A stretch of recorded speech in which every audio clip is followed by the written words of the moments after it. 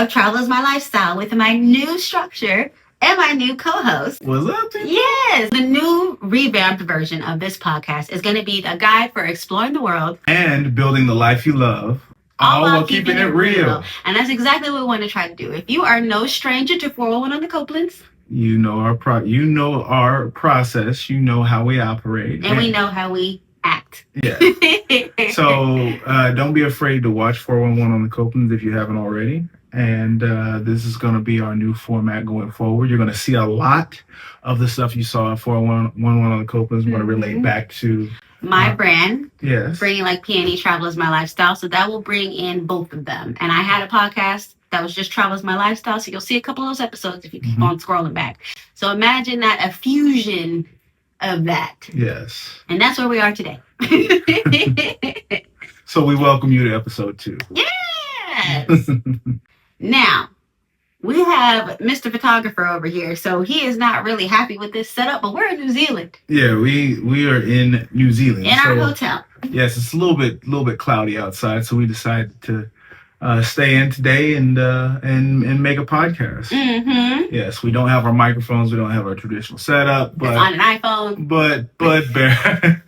But bear with us. He is cringing. Yeah. But the content creator of me is like, we got this, boo. It's fine. Do it. We can do it. We can do it. I just wanted to go over a couple of things that we're going to talk about. Not in this podcast specifically, but overall, we want to give you travel adventures and insights.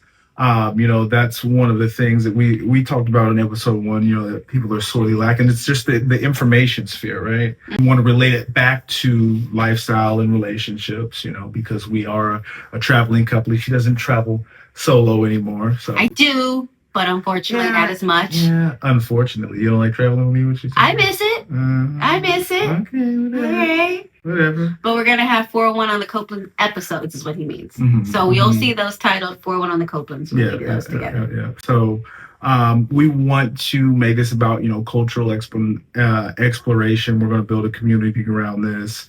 And, we're going to give you practical lifestyle tips, not That's just... my part. Oh. Go ahead, baby. No, I'm saying that's what I'll be doing. Okay. Yeah, practical lifestyle tips. Don't forget to follow that. Yeah. So with that, now that you know our format, let's go ahead and get into this episode. All right. So I think this episode should just be a little tasty taste of what's going on in New Zealand. Okay. Excellent. So how did we get to come into New Zealand? It originated as my idea. Mm-hmm. I've always wanted to either go to Australia or New Zealand. It's always been on my list. Didn't know a whole lot about New Zealand going in. You never do. I did. You're not the player at all. Hold on. I've done some research. I knew about that volcano. When we got here. No, I knew it was on the island. I just didn't know which one. Okay. I didn't know the specifics of it. Okay. Yeah, but anyways, we bickering already. No, okay. This is it. Okay. We were confused all the way up until recently about where to go. But we kind of settled on New Zealand. She didn't like the idea originally. You wanted to go to Marrakesh. I think my options are Marrakesh, Medellin, Cartagena, Colombia, and back to Japan. Mm-hmm. I have a big thing about going places she hasn't been. She's been a lot more places than me. This is one of the only people that I ever met that just been. She's like, I'm like, oh yeah, I want to go here. She's like, yeah, I've been there. Food is shit. I'm like, oh fuck. But we could go together. Yeah, right. It's been years. Right. But it's just, I'm really keen on like us exploring something new, a place that like she hasn't been before. So I was like, oh, she ain't been in New Zealand. Let's do that. That's how we got here. So yeah, that's how we got here. Made the decision in 3 days. And so far, we've enjoyed ourselves, right? We have. Yes. Getting here was a bit of a shit show, right? I don't want to say it was a shit show. It was a bit of a shit show. I had to go to the airport like 7 hours early. She's like, go to the airport. I'm like, why? We had nothing else to do. Yeah, she's like, oh, well, check in. I'm like, why? Like, yeah, you want to check in? Because you need a visa. And we didn't know we needed a visa because we didn't do any kind of research like we should have. And when they said ETA, London has the ETA right now, right? Mm-hmm. And the ETA is like $12 when you go to London, and it get approved within minutes. Mm-hmm. And we did it, and we did not get approved within minutes. Yeah. But it also didn't cost us any money. And so we were like, okay. When we found out that they wanted to charge us money, we were like, this is a scam. This is not true. Yeah, I had to double check the app. So that was, and we didn't use the app. We used the website, a government website, but didn't have that. So know before you go.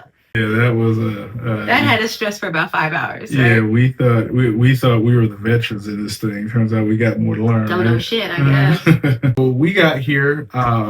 Customs wasn't too bad. Customs was very easy. Yeah, it was. They check your passport like 7 times though. Yeah. So don't put it up. Yeah, don't put the passport up.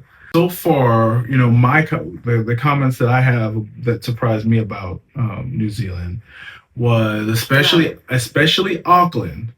Auckland is very clean. So clean. So clean. I told her, I'm like, the leaves are scared to fall because they'll get a ticket or something. But yeah, the streets are like super clean.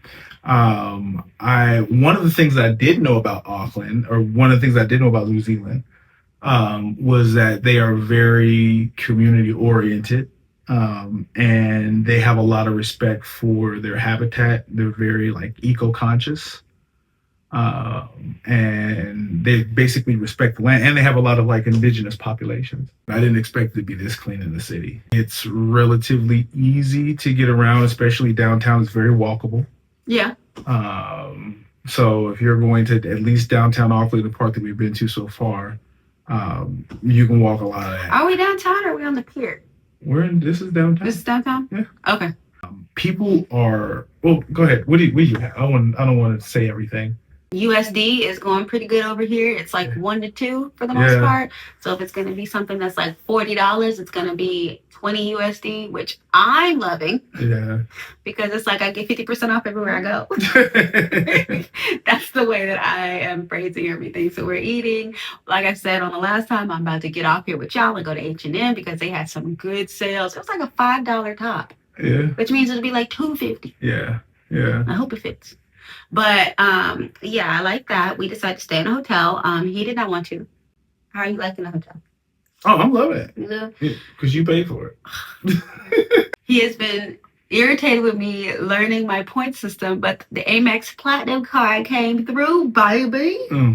Did it not? It Did it not? Yes, it did. Yes, it did. So we are staying at SO Auckland. It is a 5-star hotel. I feel bougie as fuck just because the stars. But I was just wondering to you guys, does it matter the stars? Because I'm still trying to understand what makes this 5 stars. Now, I do love this bed. It's very comfortable. But I'm not going to lie. I thought this room was going to put a bump in our relationship because there's no door on the toilet. There's no door on the bathroom in general. I think that might be a cultural thing. Man, I don't think so. I think the other places we looked at had doors. I think that it's just like a aesthetically like whatever. Yeah. But you'll see it when you see the room tour on my page. Like this man over here. Don't do that. Oh my God. Let's just say men in general, women. You know how we are. We need a door for them. Yeah. And it's just weird. And we've never been the kind of people to sit on the toilet and talk to each other while we're shitting. Maybe peeing, but not shitting or farting. So even when we're in there, we're both listening to music to drown out. Anyways, yeah. So yeah, we were very close. This motherfucker. Yeah. One thing that I wanted to add was like the people are super nice. Very nice. It's like almost like, are you faking this shit? But it's like everybody. Everybody's super helpful. Everybody speaks perfect English with accent, but you know, yeah, so you don't have a language barrier. There's no language barriers. You just hop right in. There's a lot of islands, so like there's ferries that are really easy to get around. You just go up to the dock, you pay your fee, and you hop in line. We learned something. Yeah. Walking on is a risk, but it can be very rewarding. So basically with the ferry that we went to yesterday, we tried to get on the 10 a.m. ferry. We got there at 9:47, thinking, hey, let's just run and we'll catch it. Well, you can get a reserve ticket or a walk-on ticket. The reserve ticket you do ahead of time. I think you couldn't even get a reserve ticket till 2 days later. And walk-on is, anybody can get it. But the walk-on, when you're in, they have different entry points for walk-on and reserve. And so the walk-on was long, but it's a big ferry. And so we got there and they cut you off like when you're at an amusement park. And they're like, nope, you got to wait till the next ride. The next ride was an hour later. And so you had to stay in line for an hour or you'll lose your spot. And I was upset. I made them go back to the ticket counter and see if we could fix something. Like, that's ridiculous, but it is what it is. So it advises you to get there 60 to 90 minutes earlier. Mm-hmm. So we learned. Yeah. But it was a really nice ferry. The way that I kind of research things is I get suggestions and things from online and people, and then I find it on Google Maps and I just plot it. That way, like, if we're ever in that area, I'm like, oh, we can do any of this or any of that. And so a lot of stuff that I plotted is right here, and it's great. So it made me think that the island was small. Oh, no. And then some things that I saw was like, hey, it's a hour drive, 2-hour drive, 3-hour drive. Didn't you find out to get to the other side of the island, it would take 7 hours? Yeah, it's like 7.5 hours. And then to go to where we went to, which is not Waikiki, Waikiki? What? Not Waikiki, Waikiki. No? Weki. I don't even think it's Kiki. Wahiki. Yeah. To go to Waiheke Island yesterday, it's an hour-long ferry ride just about. But then to go to the other islands, it's like 2 hours, 3 hours. Mm-hmm. It's a day trip, but it's like you're there all day. Mm-hmm. So I didn't expect that. He was into camping and stuff, so I really thought he'd want to do one of these treks. And he hasn't batted an eye at any of the treks that I put on there for him. Yeah, that's because all of the treks have big climbs in them, and I know you. But I said I'd do it. Remember Brazil? No, that was riding a bike. This is walking. This is way worse. It's walking. It's like doing Diamond Head in Hawaii, and I've done that. Diamond Head? Yes. How much of a climb is it? You're going up the whole time. You go up like 700, 1,000 steps or something like that. Whatever. It can be done. I'm just telling you, you'd have been miserable. No. If you want to do it, we'll do it. That's why I had it written down. We went to the wineries yesterday. Yes. We really like wineries. Yeah. We discovered, I didn't know I was a wine person till I met this one.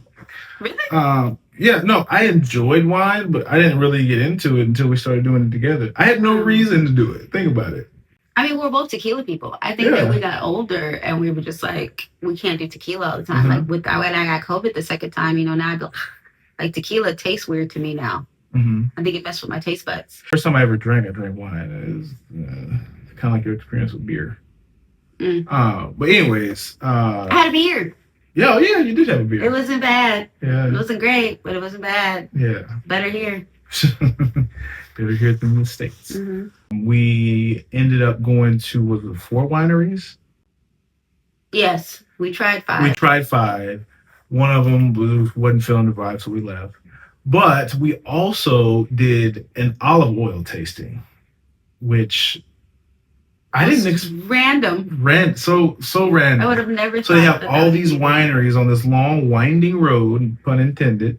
And in the middle of it, it's just like, hey. Winding. I just got it. Yeah. That was a good one. And in the middle of it, it's just olive oil. Come for an olive oil tasting. And you know me, I'm into cooking, so I'm like, oh, there's different olive oils? I thought it was just one type of olive oil. I'm not gonna lie. I didn't know it was an olive oil tasting. I would not have steered him towards it. You didn't know it was olive oil? No, I thought it was like a winery that also specialized in olives, and we would be doing like an olive and wine pairing. Oh, so wow. So we got there, and it was just olive oil. I was like, wow, that's why you were acting like that. Oh, yay. Olives. But at the end of the day, it was cool, right? It was very interesting. Yeah. And it was cheaper than all the other ones. It was only 10. Yeah, it was like $10. $10 per person, which it's was like $5. Yeah. So it was dirt cheap. It was the taxes on our the stuff that we bought. So we actually bought some stuff. Yeah. So we bought some olive oil to take home with us. Mm-hmm. And we learned why it's extra virgin. Yes. Yeah, extra virgin's on the label, so we can see all that on ours, and we'll show y'all that later. Yeah. So it's like I ain't opening it. Artisanal olive oil. real olive oil. I'm excited. Yeah, so I'm excited for that chimichurri stuff. Yeah, we got some. And we bought honey. Yeah, and we bought honey. Yeah. So yeah, we did the wineries. I don't really have too many complaints about them. What was your favorite winery? I have to put the names on there because I don't remember them. I honestly think the first one. First one is my favorite one. Mudbrick?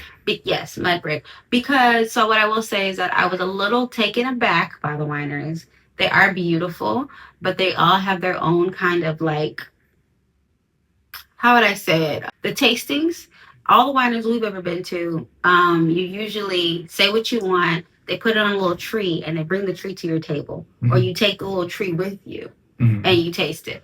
This was like a room specifically for tastings, and it was always really small and pretty cramped. And if you're coming and you see all these buses coming, there's a lot of people. Yeah. And you're like sharing 3 sommeliers. Is that what they say? I always say it wrong. Yeah. 3 of those. And you're sharing them. And so it's not as intimate as you thought. Or if it's not as busy, it can be very intimate. Does that make sense? So it was like, hey, here's the wine you're getting. Here's all the information. Take it out there. See what you want to do. But then you got to come all the way back. Yeah. So you might as well just finish them or take them with you to go see the sunset and everything like that. So the first one, though, had the most vibey, right? Yeah. And then the other ones, the one that I enjoyed just relaxing in was the one that had the swing.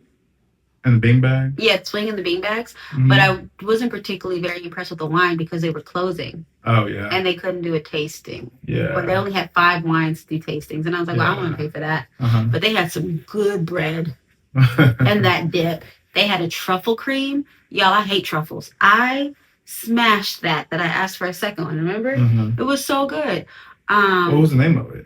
I don't remember. We'll have to look it up. But the thing that I didn't like, and I wish that we were more prepared on, is that the wineries don't open till 11, and then they close at 4. Oh, yeah. Oh, my God. But then we were told they closed at 6, but it turns out they closed between 4 and 6.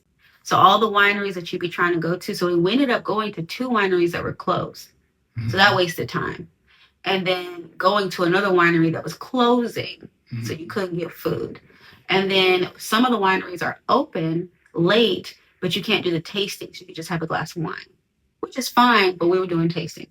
Pro tip, if you end up going to the island of Waiheke, go very early, especially if it's a day trip. If you're staying in Waiheke, completely different. But if you're going to Waiheke and it's a day trip, get on 9 o'clock and be there early. I personally wish that we would have stayed a day. A day in Waiheke? Yeah, I feel like if we would have got up and got on like the 9 a.m. ferry over there, hung out there all day, got to hang out that night, find something to do at night, wake up the next day, do something like adventure-y, and then come back. Because we didn't get to do any of the adventure stuff. I did the research on some wineries, and most of their wineries were like, from what I saw that most of their wineries had games. So like you could play chess, you can do archery. I've never done archery. I wanted to try to do that. You could do all sorts of stuff. One of the ladies told us it was like a hamster thing where they put you in a giant clear bubble and they push you down a hill. Yeah, I really wanted to do that. But you couldn't really find it. Yeah. And they had zip lining. The zip lining would have been really cool. So it was like you had to pick wine or adventure, and we're drunks, so we wanted to do wine. And then we ended up eating at the end and watching the sunset on the beach. That was cool. So it was a nice chill day. That I wish we would have gotten there earlier. Yeah. And probably stayed for a day. But I think there's some wineries here, so we can find at least 1 or 2. Yeah. What else would you say? We did a hop on, hop off bus. That was my first time ever doing one. Yeah. He's the tour person. I am not. And so being with him has opened my mind to tours. Yeah, see? We can learn from each other. Learning. Yeah, so hop on, hop off is the concept. So I didn't know there were people that didn't know what it was. So I'm going to explain it to you. Because I was confused. So the idea of hop on, hop off is there's all these buses that are just running circuits around the whole island or wherever you're at, hop on, hop off. And you're able to hop on at any point, and the buses run, let's say, every 20 minutes. You hop on, and it just goes around the circuit, and you hop off whenever you want. And the whole idea of hop on, hop off is that the passes are unlimited. Usually like you would pay per the amount of time that you spend on the bus. Here, it's just one ticket that you get, and you're able to get on and off the bus as much or as little as you want. So like I said, we went to 4 wineries. We traveled there and back, and we had a hop on, hop off bus. And I feel like we spent less than $300 total. Yes, definitely. I'm happy we did that too, because the hop on, hop off was just like $34.